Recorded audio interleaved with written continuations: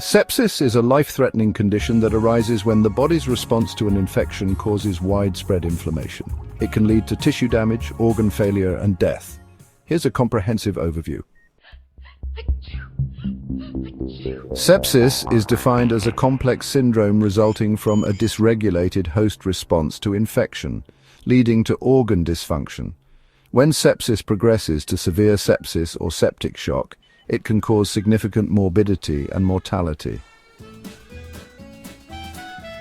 Sepsis can be triggered by various types of infections, including bacterial infections, which are the most common cause, particularly from bacteria like Escherichia coli, Streptococcus pneumoniae, and Staphylococcus aureus. Viral infections such as influenza or COVID-19, fungal infections, particularly in immunocompromised patients, and parasitic infections, which are less common but can also lead to sepsis. Certain groups of people are at higher risk for sepsis, including infants and elderly individuals, those with weakened immune systems such as cancer patients and organ transplant recipients, people with chronic illnesses like diabetes, liver disease, and kidney disease, individuals who have had recent surgery or invasive procedures, and those with a history of sepsis. Symptoms of sepsis can vary, but may include fever, chills or hypothermia, rapid heart rate or tachycardia, rapid breathing or tachypnea, confusion or disorientation, severe pain or discomfort, and clammy or sweaty skin. Diagnosis typically involves clinical assessment, which means evaluating symptoms and medical history.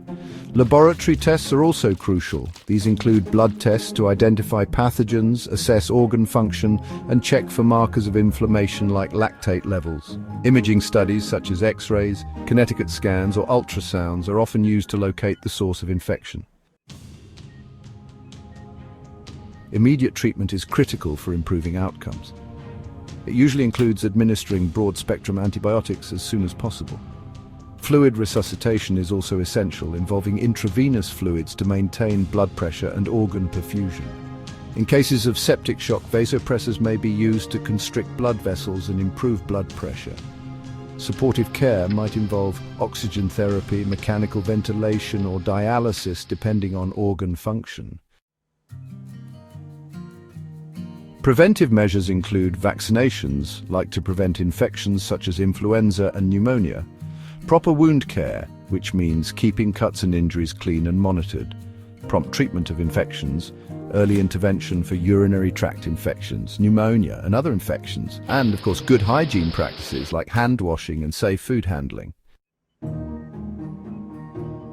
Sepsis can lead to serious complications such as organ failure, which can affect the kidneys, liver and lungs. It can also result in septic shock. Additionally, there are long-term physical and psychological effects known as post-sepsis syndrome. This syndrome can include symptoms like fatigue, weakness and cognitive impairment.